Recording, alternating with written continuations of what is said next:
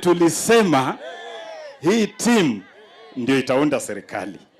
Wengine wakakataa, wakatutusi. Sasa wale walitutusi, saa hii ndio wameingia ndani. Ndio sasa wanasema brother this, sijui ni ndugu yangu. Sasa mnaona hiyo unafiki. Na sisi tunajua wamengojea tena. Wamengojea tena huyu jamaa wa rais, tena watafuta handshake ingine.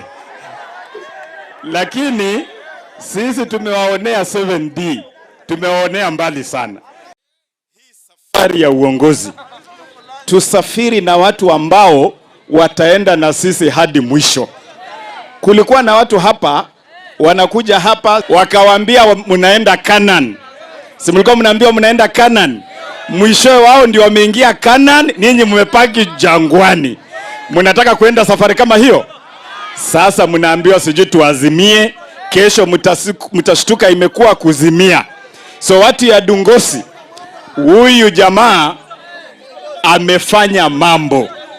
Na anaposema tutabadilisha Kenya, ni ukweli atabadilisha Kenya.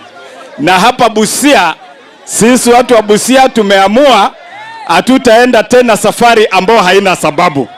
Tutatembea na hasla.